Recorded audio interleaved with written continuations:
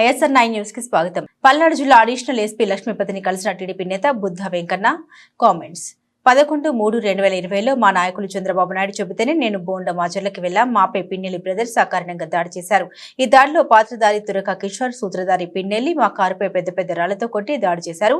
మాపై దాడి చేసిన వారికి మాచర్ల మున్సిపల్ చైర్మన్ పదవి ఆఫర్ చేశారు. ప్రజల్ని భయభ్రాంతులకు గురి చేయడానికి మాపై దాడి ఒక సంకేతం. అసంఘిక కార్యకలాపాలకు అడ్డగా మాచర్లని పిన్నెల్లి తయారు చేశారని, మాపై దాడి చేసినప్పుడు ఏ పోలీసులకు ఫిర్యాదు చేసినా పట్టించుకోలేదు. పిన్నెల్లి బ్రదర్స్ ప్రజాస్వామ్యంలో తిరగడానికి అనర్హుడు. పిన్నెల్లి దుర్మార్గాలను ఇప్పటికైనా పూర్తిగా అణచివేయాలి. బుద్ధ వెంకన్న. ఆ రోజు కేసులు తీసుకోలేదు కాబట్టి మేము ఈ రోజు పిన్నెల్ల రామకృష్ణారెడ్డి దాంట్లో మొదటి ముద్దాయి, సెకండ్ ముద్దాయిగా తురకా కిషోర్ అండ్ అదర్స్, అంటే వాళ్ళ పేర్లు మాకు తెలియదు. అది నేను ఇవాళ లిఖితపూర్వకంగా కేసు పెట్టడానికి ఇక్కడికి వచ్చాం. కాబట్టి ఎస్పీ గారు ఇవాళ ఏదో కలెక్టర్ గారితో ఎక్కడ ఉంది పాపం, ఆయన ఇప్పుడు చూస్తాను మీరు కూడా లేట్ అవుతారని నేను వచ్చాను. ఆయన ఒక 10 నిమిషాలు వస్తారు. అందులో ముందు అడిషనల్ ఎస్పీ గారికి రిప్రజెంటేషన్ ఇచ్చాము. తప్పకుండా విచారణ జరిపి పిన్నెల్లి రామకృష్ణారెడ్డిని కూడా ముద్దాయి కింద చేర్చాలి. చేర్చడం కాదు, ఆల్రెడీ ఆయన ముద్దాయి. ఆ కేసులో అతను ముద్దాయి. ఆ రోజు మేము మా మీద దాడి జరిగిన రోజే మేము చెప్పాం. అయితే ఏంటంటే ప్రభుత్వం ఉంది కాబట్టి అతన్ని ఎన్నాళ్ళు కాపాడారు. కాబట్టి పిన్నెల్ల రామకృష్ణారెడ్డి మొదటి ముద్దాయి, రెండవ ముద్దాయి తురకా కిషోర్ అండ్ అదర్స్. అసలు ఆ తురకా కిషోర్ని కానీ అరెస్ట్ చేస్తే మొత్తం భాగవతం అంతా, ఈ ఏలంపాటి భాగవతం కూడా బయటకు వస్తుంది. తురకా కిషోర్ని బయటికి అరెస్ట్ చేస్తే ఈ భాగవతం అంతా బయటకు వస్తుంది. పిన్నెల్ల రామకృష్ణారెడ్డి నిన్న ఒకటే అడుగుతున్నా, నీకు ముంజేతికి మేసమున్న మాచర్ల అంటే పలనాడు గడ్డ మీద వీరపుత్రుడివే అయితే, అంటే ఇది ఒక పౌరశాల గడ్డ ఈ పల్నాడు అనేది. రాష్ట్రంలోనే ఈ పల్నాడు అనేది ఒక ఇది. దాంట్లో నువ్వు చేసిన పని నువ్వు ఒప్పుకో, కరెక్టే. నేను అవాళ రాష్ట్రాన్ని భయప్రాంతులు చేయడానికి నేను తురకా కిషోర్ అనే వ్యక్తితో వీళ్ళని మట్టు పెట్టడానికి చేసింది నేనే వీడియో తీపిచ్చి వదిలేను. నేను లేదు నీ డిఎన్ఏలో మార్పు ఉందనుకుంటావా, చెప్పకో. అయినా సరే కేసులో దీన్ని మాత్రం వదిలే ప్రసక్తే లేదు. ఈ కేసు మీద నేను రాజీ లేని పోరాటం చేస్తా. ఎందుకంటే ఇప్పుడు వరకు పిన్నెల్ల రామకృష్ణారెడ్డి, పిల్లి రామకృష్ణారెడ్డి రకరకాల యాంగిల్లో వేరే వేరే వాళ్ళని చూస్తుంటాడు. నేను ఒక్కసారి ఏదన్నా ఆలోచించే చేస్తా. ఆలోచించి వచ్చి కేసు పెట్టిన తర్వాత ఆలోచించను, రంగంలో దిగాక ఆలోచించను. రాజీ లేని పోరాటం చేస్తా. ఇప్పుడు వరకు నువ్వు చేసిన దోపిడీలు, దొంగతనాలు, హత్యాకాండలు సాక్ష్యాలు చెప్పచ్చు, చెప్పకపోవచ్చు. నువ్వు కాళ్ళు రగరేసుకొని వైట్ షర్ట్ వేసుకొని బయట తిరుగుతున్నావు. కానీ నీకు శిక్ష పడే వరకు ఈ కేసులో రాజీ లేని పోరాటం చేస్తా నేను. మేము కూడా చట్టం న్యాయబద్ధంగానే వెళ్తాం. ఇవాళ మాకు అధికారం ఉంది. మాచర్ల నుంచి మా వాళ్ళు అందరూ వచ్చారు, లేదా ఇక్కడి నుంచి నరసరాపేట నుంచి వచ్చారు. నేను నీ ఇంటికాడికి రావచ్చు, కానీ అప్పుడు నీకు నాకు తేడా లేదు. చంద్రబాబు నాయుడు గారు మాకు అది నేర్పలా.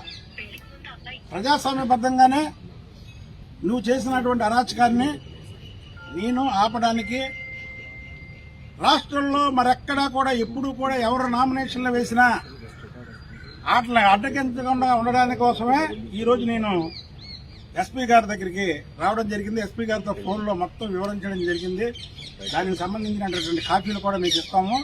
ఇందులో ఆ రోజు మార్చి 11వ తేదీ జరిగినటువంటి దాడిలో పిన్నెల్లి రామకృష్ణారెడ్డి మొదటి ముద్దాయిగా, రెండవ ముద్దాయిగా తురకా కిషోర్, ఇక 3, 4 అండ్ అదర్స్ పోలీసు వారు ఇన్వెస్టిగేషన్ చేసి త్వరలోనే ఈ కేసుని. గతంలో కంప్లైంట్ ఇచ్చింటారు సార్, ఆ రోజు జరిగినప్పుడు ఆ కంప్లైంట్ మళ్ళీ పునఃప్రారంభించుకున్నారా లేదా కొత్తగా? 20న ఫోన్ చేసి నైట్ మాచర్ల నియోజకవర్గంలో తెలుగుదేశం పార్టీ వారిని, ఇతర స్వతంత్ర అభ్యర్థుల్ని ఎవరిని కూడా అక్కడ నామినేషన్ వేయకుండా చూస్తున్నారు.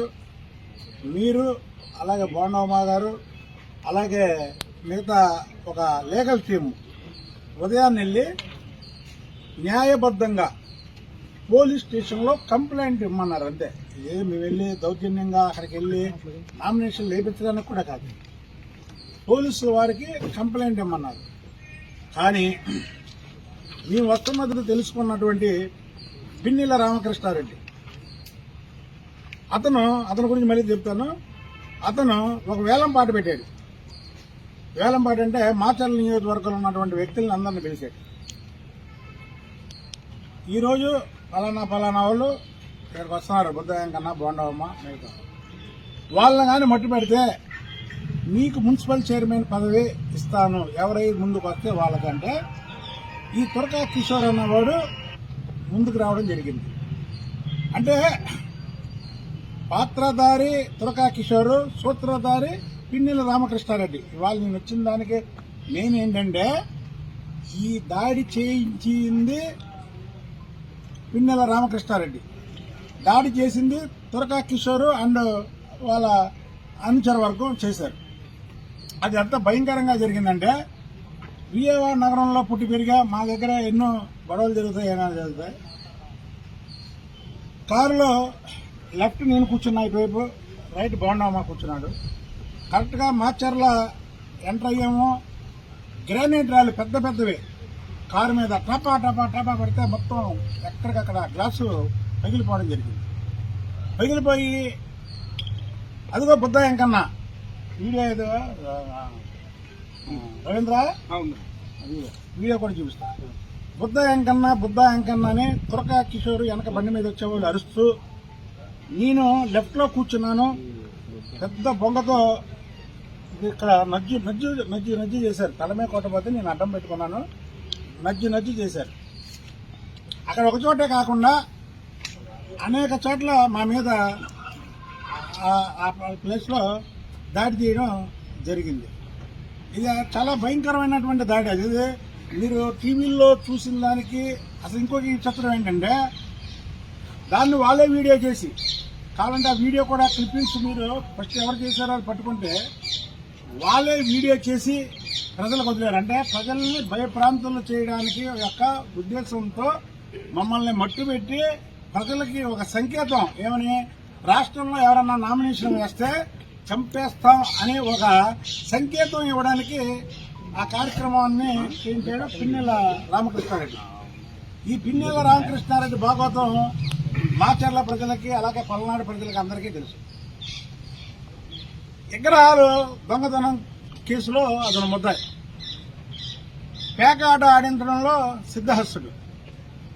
ఇలాంటి వ్యక్తులు శాసనసభ్యులుగా ఎన్నికైతే ఏం చేస్తారో మనం క్లియర్ గా చూసాం. మాచర్లలో ఎన్ని వేల కోట్లు దోచుకున్నాడు. కాబట్టి అలాంటి వ్యక్తులు సమాజంలో తిరగడానికి అర్హులు కాదు. కాబట్టి మేము ఆ రోజు నుంచి మా మీద దాడి చేసినప్పటి నుంచి ఇక్కడ ఉన్నటువంటి ఎస్పీలకి అనేక సార్లు నేను ఫోన్ చేయడం జరిగింది. ఎవరు కూడా స్పందించరా ఈ కేసు మీద. ఎందుకంటే ప్రభుత్వం వాళ్ళది. ఈ పిన్నెల రామకృష్ణారెడ్డి వీళ్ళు ఏంటంటే అధికారం రాగానే పవర్ ఉన్నప్పుడు పిన్నెల రామకృష్ణారెడ్డి, అధికారం పోయి పవర్ పోయిందనుక అతని దగ్గర పిల్లి రామకృష్ణారెడ్డి. ఇవాళ ఎక్కడున్నాడు చెప్పండి. మేము ప్రతిపక్షంలో కూడా వీరోచితంగా పోరాడినటువంటి వ్యక్తులు. మేము అధికారం ఉన్నా ఒకటే, లేకపోయినా ఒకటే. మా దగ్గర అధికారం ఉన్నా లేకపోయినా ఇప్పుడు కూడా మా ఒంట్లో కరెంట్ ఉండదు. వీళ్ళకి అధికారం ఉన్నప్పుడేమో ఒంట్లో పవర్ ఉంటుంది, అధికారం పోయినప్పుడేమో పిల్లలకు పారిపోతారు. మేము అధికారం లేనప్పుడు ప్రజాస్వామ్యాన్ని రక్షించడానికి, నామినేషన్లు వేయించడానికి ఇక్కడికి